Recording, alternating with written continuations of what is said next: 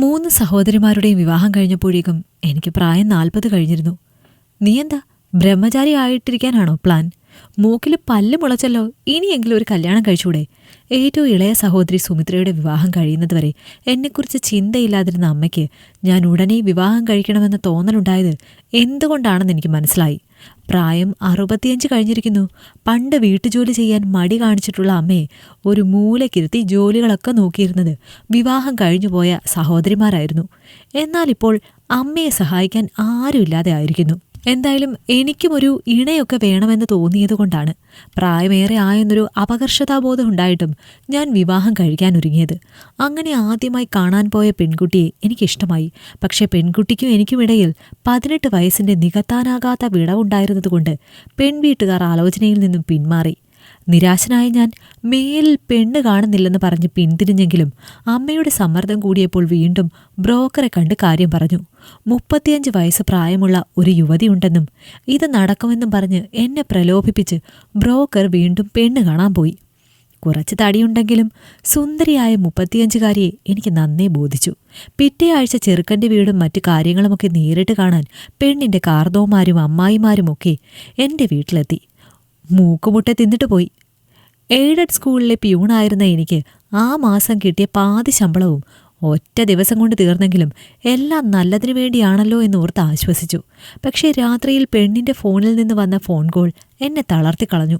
പ്രായമായ സ്വന്തം അച്ഛനെയും അമ്മയെയും പരിചരിച്ചാണ് തൻ്റെ വിവാഹപ്രായം 35 വരെ നീണ്ടുപോയതെന്നും ഇനിയെങ്കിലും ജീവിതം ഒന്ന് ആസ്വദിക്കാമെന്ന് കരുതിയാണ് വിവാഹത്തിനൊരുങ്ങിയതെന്നും എന്നാൽ ശിഷ്ടകാലവും വൃദ്ധരായ ചെക്കൻ്റെ അച്ഛനെയും അമ്മയെയും പരിചരിച്ച് ജീവിതം നരകതുല്യമാക്കാൻ കഴിയില്ലെന്നും അതുകൊണ്ട് ഈ വിവാഹത്തിന് താല്പര്യമില്ലെന്നുമായിരുന്നു അവൾ പറഞ്ഞത്. ഇല്ലമ്മേ, ഞാൻ ഈ പരിപാടി നിർത്തുക. ഇനി എന്നോട് വിവാഹക്കാര്യം പറഞ്ഞ് വന്നേക്കരുത്. കടുത്ത നിരാശയിൽ ഞാനിനി വിവാഹമേ കഴിക്കുന്നില്ല എന്ന് ശപഥമെടുത്തു. തനിക്ക് കഴിയുമെങ്കിൽ നല്ലൊരു വീട്ടുജോലിക്കാരിയെ കൊണ്ടുവാ. വലിയ ഡിമാൻഡുകളൊന്നുമില്ല, കുറച്ച് വൃത്തിയും വെടുപ്പും ഉള്ളവരായിരിക്കണം. വീണ്ടും കല്യാണാലോചനയുമായി വന്ന ബ്രോക്കറോട് ഞാൻ പറഞ്ഞു. പുതിയ ജോലിക്കാരി വന്നപ്പോൾ അമ്മയ്ക്ക് കുറച്ച് സമാധാനമായി. പക്ഷെ കുറച്ചുകൂടെ പ്രായമുള്ള ജോലിക്കാരി മതിയായിരുന്നു മോനെ. അമ്മ അങ്ങനെ പറഞ്ഞത് എന്താണെന്ന് എനിക്ക് മനസ്സിലായി. നല്ല കാലത്ത് അച്ഛൻ ഒരു കോഴിയായിരുന്നു. അമ്മയ്ക്ക് അതാണ് ആശങ്ക. അമ്മ എന്തിനാ വെറുതെ പേടിക്കുന്നത്? അച്ഛനിപ്പോൾ വയസ്സ് 70 കഴിഞ്ഞു. അന്നത്തെ പ്രായമല്ലല്ലോ ഇപ്പോൾ. ഞാൻ അമ്മയുടെ ഭീതി മാറ്റി. അമ്മയുടെ പരാതികൾക്കും പരിഭവങ്ങൾക്കും ഒക്കെ അറുതി വന്നപ്പോൾ എൻ്റെ ജീവിതത്തിലും സമാധാനമുണ്ടായി. എന്നാൽ ആ സന്തോഷത്തിന് ദിവസങ്ങളുടെ ആയുസ്സേ ഉണ്ടായിരുന്നുള്ളൂ. സാറേ, എൻ്റെ മോൾക്ക് 3 വയസ്സുള്ളപ്പോൾ എൻ്റെ ഭർത്താവ് മരിച്ചതാണ്. എന്നിട്ടും മറ്റൊരു വിവാഹം കഴിക്കാതെ അന്തസ്സായിട്ട് വീട്ടുജോലിക്ക് പോയാണ് ഞാൻ എൻ്റെ മോളെ 18 വയസ്സ് വരെ വളർത്തിയതും അവളെ വിവാഹം കഴിച്ചു വിട്ടതും. ഇന്നും ഞാൻ മാനവും മര്യാദയ്ക്കുമാണ് ജീവിക്കുന്നത്. പക്ഷെ സാറിൻ്റെ അച്ഛൻ്റെ നോട്ടവും പെരുമാറ്റവും ചില അർത്ഥം വെച്ചുള്ള സംസാരമൊന്നും എനിക്ക് ദഹിക്കുന്നില്ല. അതുകൊണ്ട് ഞാൻ നാളെ മുതൽ ജോലിക്ക് വരില്ല. സർവൻ്റ് ഉഷയുടെ പ്രതികരണം എന്നിൽ ഞെട്ടലുളവാക്കി. ഈശ്വരാ, ഒരു വിധത്തിൽ നീ എനിക്ക് സമാധാനം തരില്ലേ? ഈ കാര്യം അമ്മയോട് പറഞ്ഞാൽ ആകെ പൊല്ലാപ്പാകും. അച്ഛൻ ഈ പ്രായത്തിലും ഇതാണ് സ്വഭാവമെങ്കിൽ പ്രായമുള്ള ജോലിക്കാരികളെ നിർത്തിയിട്ടും കാര്യമില്ല. അന്ന് രാത്രി മുഴുവൻ തല പുകഞ്ഞാലോചിച്ചു. പിറ്റേന്ന് ലീവ് എടുത്ത് ഞാൻ ഉഷയുടെ വീട് അന്വേഷിച്ചു ചെന്നു. സാർവാ, കയറിയിരിക്കെ. ചെറുതാണെങ്കിലും അത്യാവശ്യം നല്ലൊരു വീടായിരുന്നു ഉഷയുടേത്. നല്ല അടുക്കും ചിട്ടയോടും കൂടി ഓരോ ഭാഗവും മനോഹരമാക്കി വെച്ചിരിക്കുന്നു. സാധാരണ വീട്ടിൽ വരുന്ന വേഷത്തിൽ നിന്നും വ്യത്യസ്തമായി നിറയെ വർണ്ണങ്ങളുള്ള ഒരു നൈറ്റി ആയിരുന്നു ഉഷയുടെ വേഷം. സാറിനെ തിരികെ വിളിക്കാനാണ് വന്നതെങ്കിൽ വെറുതെ സമയം കളയണ്ട.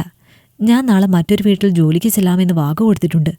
ഉഷയെ ഞാനൊരു ജോലിക്കാരിയായി കൊണ്ടുപോകാനല്ല വന്നത്, തന്നെ പെണ്ണ് കാണാൻ വന്നതാണ്. അത് കേട്ടവൾ പകച്ചു നിന്നു. സാറിനെ കളിയാക്കുവാണോ? ഒരിക്കലുമല്ല. ഉഷയ്ക്ക് എന്നോട് അനിഷ്ടമൊന്നുമില്ലെങ്കിൽ കൂടുതൽ ആർഭാടമൊന്നുമില്ലാതെ നമ്മുടെ വിവാഹം രജിസ്റ്റർ ചെയ്യാൻ ഞാൻ തയ്യാറാണ്. വേലക്കാരിയായിട്ടല്ല, ഇനി മുതൽ എൻ്റെ ഭാര്യയായിട്ട് സർവ്വസ്വാതന്ത്ര്യത്തോടെ ഉഷയ്ക്ക് എൻ്റെ വീട്ടിൽ കഴിയാം. മകൻ്റെ ഭാര്യയോട് അച്ഛൻ ഒരിക്കലും മോശമായി പെരുമാറില്ലെന്ന് എനിക്കുറപ്പുണ്ട്. എന്താ ഉഷയുടെ അഭിപ്രായം? എനിക്ക് സാറിനേക്കാൾ പ്രായമുണ്ട്. മാത്രമല്ല സമ്പത്ത് കൊണ്ടും തറവാടിത്തം കൊണ്ടും ഞാൻ സാറിനേക്കാൾ ഒരുപാട് താഴെയുമാണ്. അപ്പോൾ അതെങ്ങനെ ശരിയാകും? തറവാടിത്തമുള്ള സ്ത്രീകൾക്ക് മാത്രമല്ല അന്തസ്സുള്ളത്. ഞാൻ കണ്ടിടത്തോളം ഉഷ നല്ലൊരു സ്ത്രീയാണ്. പിന്നെ എനിക്ക് അത്യാവശ്യം ശമ്പളമുള്ള ഒരു ജോലിയുണ്ട്. ഉഷയെ കുറവുകളില്ലാതെ സംരക്ഷിക്കാൻ കഴിയുമെന്ന് എനിക്ക് വിശ്വാസമുണ്ട്. പിന്നെ പ്രായം, അത് നമ്മുടെ ജനനവുമായി ബന്ധപ്പെട്ട ഒരു അളവുകോൽ മാത്രമാണ്. പരസ്പരം മനസ്സിലാക്കാനും ഇണകളുടെ കുറവുകളെ അക്സെപ്റ്റ് ചെയ്യാനും മനസ്സുണ്ടെങ്കിൽ അതൊന്നും ഒരു തടസ്സമേ അല്ല. ഞാൻ പ്രതീക്ഷയോടെ ഉഷയെ നോക്കി. ഞാനിനി എന്തു പറയാനാണ്? മോളുടെ അച്ഛൻ മരിച്ചപ്പോൾ സത്യത്തിൽ എനിക്ക് ആശ്വാസമായിരുന്നു. കാരണം ആ 4 വർഷം ഞാൻ അത്രയ്ക്കും അനുഭവിച്ചു. അതുകൊണ്ട് തന്നെയാണ് രണ്ടാമതൊരു വിവാഹത്തെക്കുറിച്ച് എല്ലാവരും പറഞ്ഞപ്പോൾ ഞാൻ തയ്യാറാകാതിരുന്നത്. പക്ഷേ ഇപ്പോൾ സാറിൻ്റെ ക്യാരക്ടർ എന്താണെന്ന് മനസ്സിലായപ്പോൾ എനിക്ക് നോ പറയാനും തോന്നുന്നില്ല. മതി, അത് മതി. എങ്കിൽ ഞാൻ ഇറങ്ങുന്നു. ഒരു ഡേറ്റ് ഫിക്സ് ചെയ്തിട്ട് ഞാൻ വിളിക്കാം. അല്ല, ഞാനൊരു ചായ പോലും തന്നില്ലല്ലോ. അത് സാരമില്ല.